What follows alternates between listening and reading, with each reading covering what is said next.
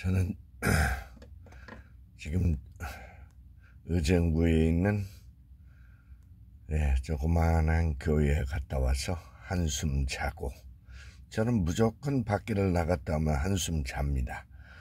그러면 에너지가 쫙 회복되고 나서 오늘 10권, 20권 들고 다닌 책의 어휘를 정리를 하는데, 지금 막 일본어 어휘를 한 1시간 정도 어휘집에 정리했습니다. 여러분은 인생의 자산이라는 것을 뭘로 평가하십니까? 아파트 평수나 부동산 등기부가 몇 개나 있는지로 혹시 평가하십니까? 주식의 평가라 눈에 보이는 그거에 두고 있으십니까? 혹시? 저도 그랬습니다. 10년 전에 엄청난 자산 목록이 있고 아파트가 몇 채고 조그만한 건물도 여기에 두다가 제가 작살이 났습니다. 그런 다음에 제가 생각이 완전 바뀌었습니다. 지금부터는 지금 제가 이번에 3세가 되는데 한 10년 전에 그 일을 겪으면서 이게 인생이 이게 아니네. 이건 순간에 없어지는 거네. 눈에 보이지 않는 재산으로 제 포커스를 움직였습니다.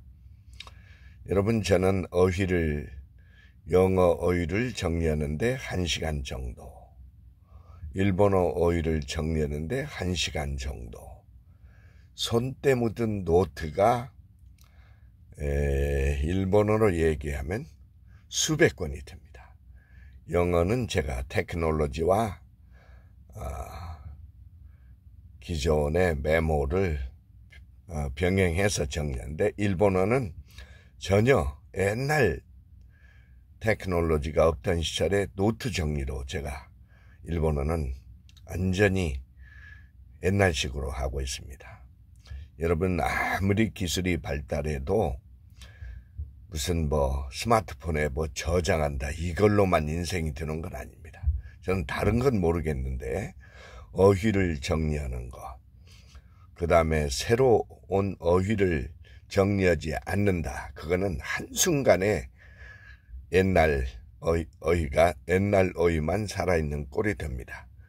끊임없이 something new, 새로운 어휘를 늘려가야 되고 표현을 정리해 가야 됩니다. 그러려면 새로운 책을 봐야 되고 새로운 프로그램을 봐야 되고 영화를 봐야 되고 뉴스를 들을 줄 알아야 되고, 오늘의 일본의 토픽, 오늘의 미국의 토픽은 어떤지, 영어를 공부하면서 영어 신문을 하나 보지 않는다든지, 미국의 뉴스 프로그램 하나를 정기적으로 매일 듣지 않는다든지, 경제를 모른다든지, 정치를 모른다든지, 정신의 세계를 모른다든지, 미국 영어를 한다면서 캐나다 가서 5년 공부하고 왔는데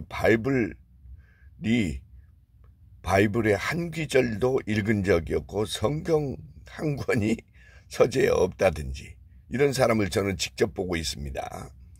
사업을 한다면서 성경의 문구가 어디 사업 문구가 해당하는지 조차 모르는 그런 사업가를 저는 많이 보고 있고, 또 성경을 안다고 하면서 사업이 망해가고 있고,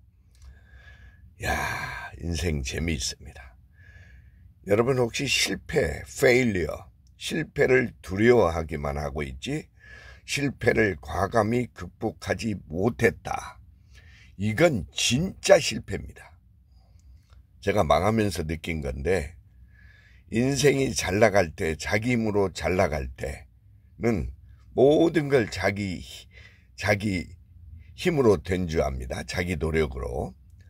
진짜 인생은 실패를 극복해 보고 나서, 처참히 망해보고 나서 그 다음에 진짜 나오는 게 진실로 그게 자신의 인생입니다. 제가 노후에 관한 프로그램 유튜브에 뜬 걸 방송이라든지 보면서 웃기는 소리들을 하고 있습니다. 전혀 겪지도 않은 놈들이 거기에다 무슨 어디 책자에 있는 겪어본 스토리를 얘기를 올려야지. 겪어보지도 않은 놈들이 노후 대책을 얘기하고 뭐 아파트 평수를 어떻게 하라는 둥 웃기는 소리입니다. 아파트가 아닙니다. 부동산이 아니고 그 다음에 키운 애새끼들도 아닙니다. 저도 재산이 다 없어져 보니까 이 애새끼 두 놈이 연락을 완전히 끊었습니다. 그 사이 제가 거의 10년 동안에 죽을 고비도 많이 넘겼고 이런 설날이 오면 놈들은 외로워진다고 합니다. 연락이 없어서.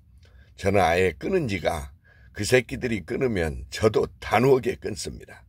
그놈들한테 의지할 이유가 없고 내 인생은 내가 살아야 하는 거고 요즘 어린 놈들이 바로 그런 것 같습니다.